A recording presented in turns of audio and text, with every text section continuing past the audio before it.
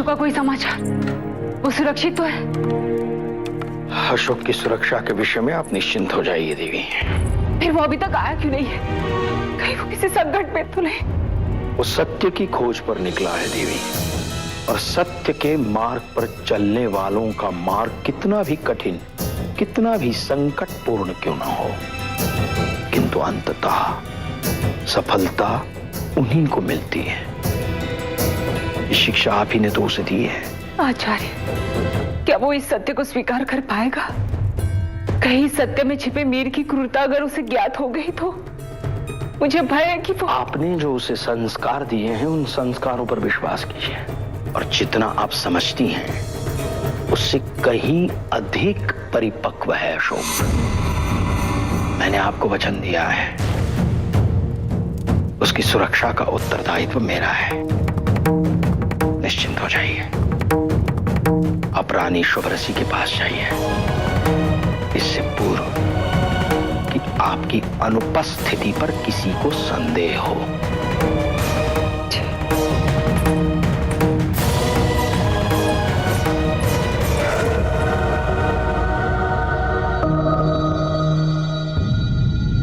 अशोक,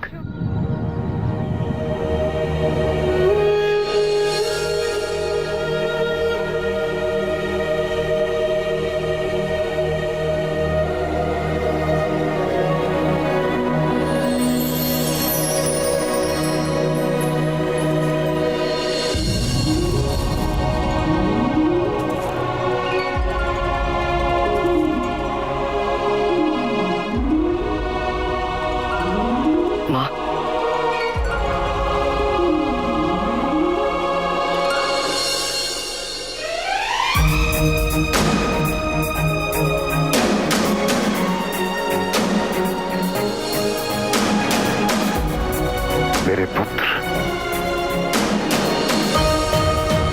पिताजी,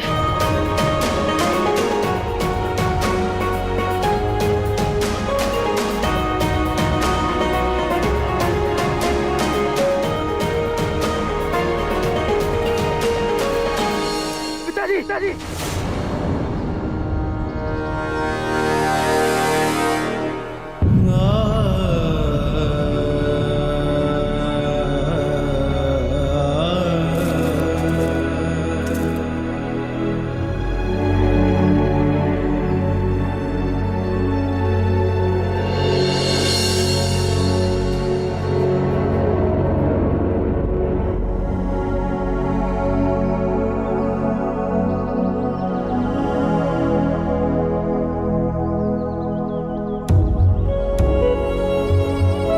मुझे धर्मा से प्रेम उस समय हुआ था जब मैं आहत था और उसने मेरा उपचार किया था।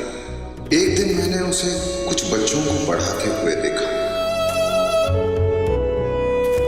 इस कहानी का सार यही है, हम मन को जिस विचारों से पोषित करते हैं वैसे ही हमारे कर्म हो जाते। हिंसा करना सरल, क्रोध आया, ईर्ष्या हुई, घृणा हुई, अहंकार हुआ, कहीं भी वर्चस्व को चुनौती मिली तो बस शस्त्र निकल आते। किंतु अहिंसा, अहिंसा बहुत कठिन, क्योंकि अहिंसा उदारता का मार्ग है, क्षमा का मार्ग है।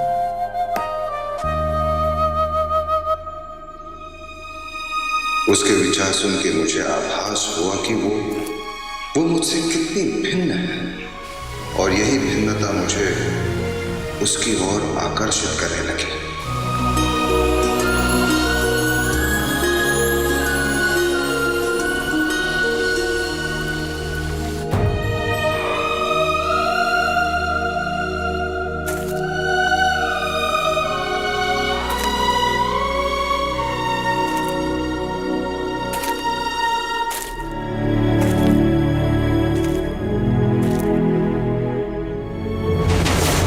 सम्राट, मैं बहुत भाग्यवान हूँ कि आपकी सेवा करने का अवसर मुझे मिला। अब आप पूर्णतः स्वस्थ हो गए। जाइए, आपके साम्राज्य को, आपकी प्रजा को आपकी आवश्यकता है।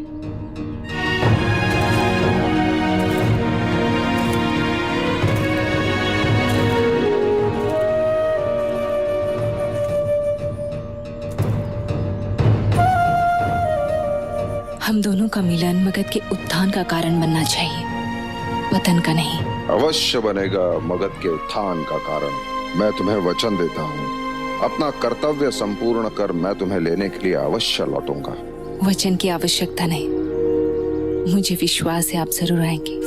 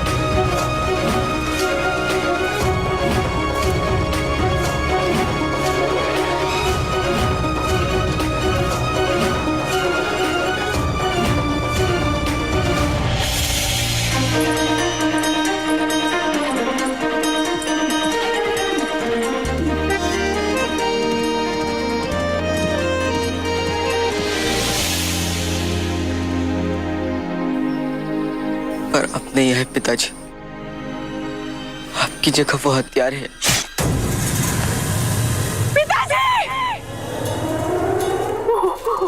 बहुत बड़ी बड़ी तलवारें लेके आए थे घोड़ों पर। उस समय वो गर्भवती थी। वो भागे और अपनी कुटिया में छुप गई। क्रूर व्यक्तियों ने उसकी कुटिया में आग लगा दी।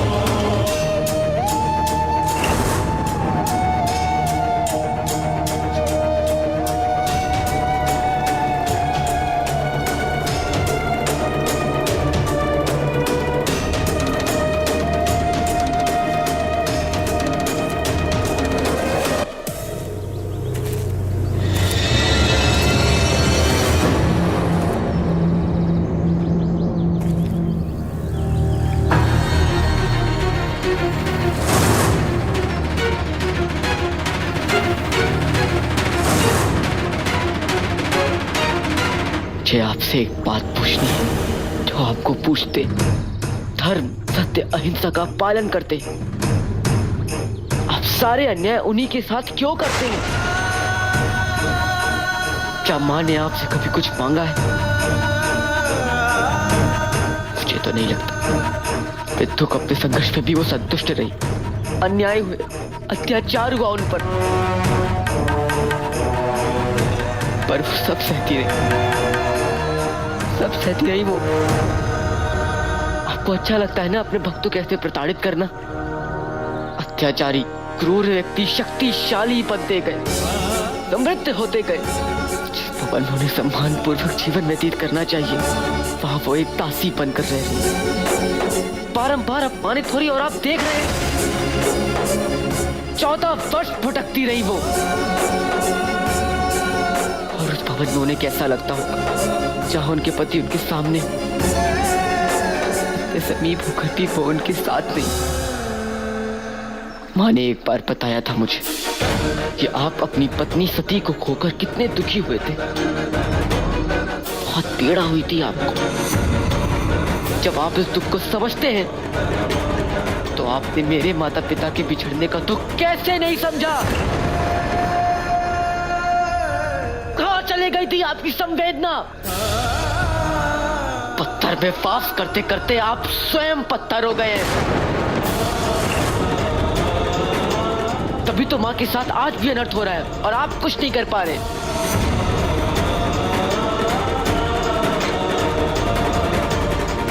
और ऐसे पत्थर की मुझे कोई आवश्यकता नहीं है।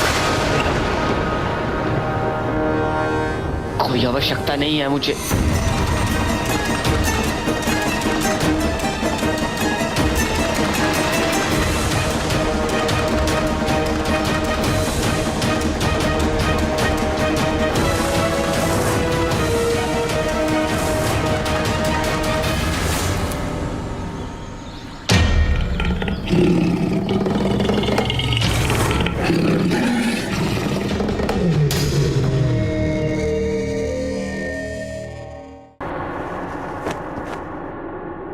हमारी योजना सफल हो रही है। आज धर्मा की अंगूठी मिली है, कल वो भी। योजना तो ठीक है राजमाता, परंतु सुशीम और अहंकारा के विवाह की बात कहाँ तक पहुंची? हमने बीज तो बो दिया है बिंदुसार के मन में। उसने स्वीकृति नहीं दी है, किंतु स्पष्ट रूप से मना भी नहीं किया है। अच्छा है, हमें समय मिल जाएगा बिंदुसार को ये विश्वास दिलाने का कि सुषम का सुख अहंकारा में है। उन दोनों को समीप लाने का कार्य आरंभ करो। हम अहंकारा को आज ही सुशीम से भेंट करने के लिए कहेंगे।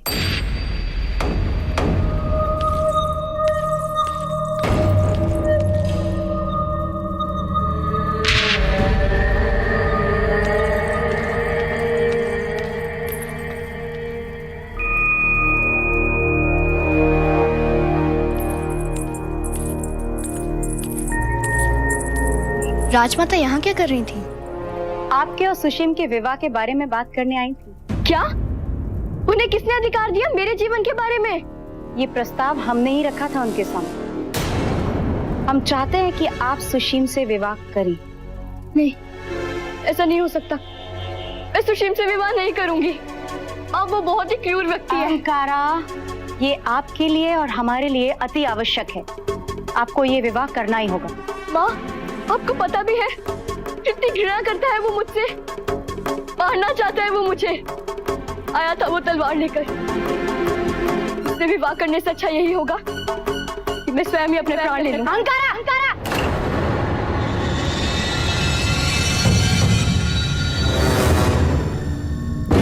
एक माँ और एक रानी में यही अंतर है। माँ अपनी संतान के बारे में पहले सोचती है, परंतु एक रानी अपनी प्रजा के बारे में। आप आज ही सुशीम से भेंट करेंगी और उसका हृदय जीतने की प्रक्रिया पुनः आरंभ करेंगी। आदेश समझिएगा इसे हमारा।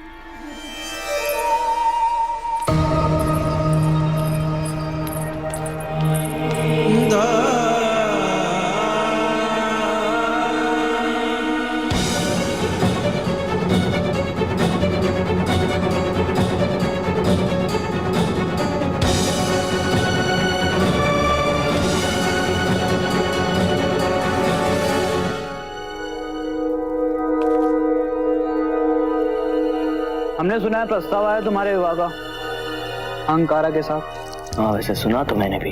एक राजद्रोही की पुत्री से विवाह करोगे तुम?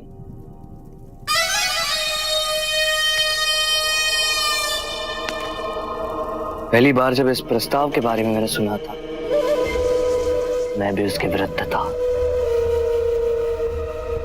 फिर मैंने सोचा ये अच्छा ही तो, शत्रु की पुत्री को हमारे दयालु पिताजी महाराज क्षमा कर मुक्त कर दे। इससे अच्छा है कि अहंकारा यहीं रहे, मुझसे विवाह करे, ताकि उसके जीवन का हर एक दिन, हर एक क्षण में नर्क बना सको, और वो भी पूरे अधिकार के साथ।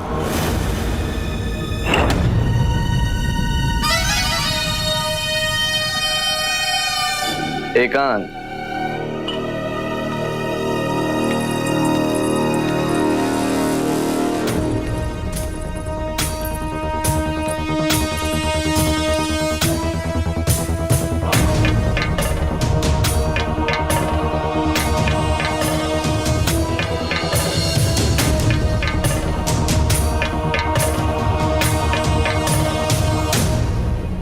मैं मदिरा पान नहीं करती।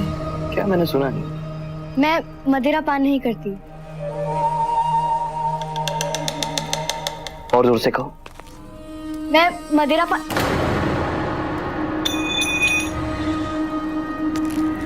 मुझे मना करने की गलती दोबारा मत करना, समझी? समझी या नहीं? क्या है अहंकार? हमारा विवाह होने वाला है। अब पत्नी का यह परम धर्म है कि वो विवाह के 7 वचन निभाए, उसका पालन करे। तो उसमें से एक वचन ये भी है कि वो अपने पति को प्रसन्न रखे, है ना? यदि मेरी प्रसन्नता इसमें है कि तुम पियो, तो तुम पीना तो होगा, तो भले ही वो मदिरा हो या विष, पीना तो तुम्हें पड़ेगा। क्यों ऐसा कर रहे हो तुम मेरे साथ? हाँ, कुछ ही समय के लिए सही, हम दोनों ने एक दूसरे से प्रेम किया था और वट सावित्री के दिन मैंने तुम्हारे लिए पूजा भी की थी। क्या तुम भूल गए? कुछ नहीं भूला हूं, कुछ भी नहीं। इसी प्रेम के आधार पर तो तुमसे कह रहा हूं। पियो। नहीं पीना? मैंने तुमसे क्या कहा था? मुझे मना मत करना, कहा था ना मैंने? लो पियो।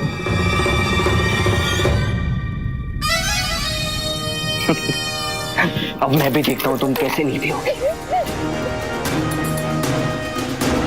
राजकुमार,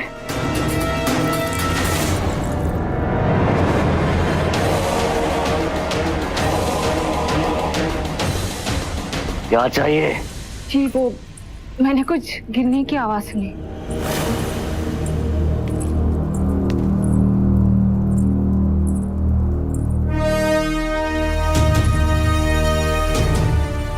आप जो कर रहे वो उचित नहीं है। इस प्रकार का व्यवहार एक राजकुमार के लिए अशोभनीय है। और फिर आपके पिताजी ने तो राजकुमारी अहंकारा की सुरक्षा का, उसके मान सम्मान का वचन दिया है। आपको आपके पिता के वचन का मान रखना चाहिए।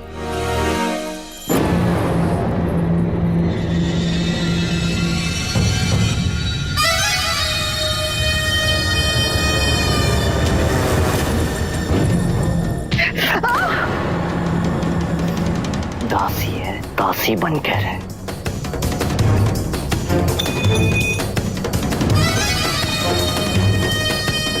तुझे इसका मूल्य चुकाना पड़ेगा।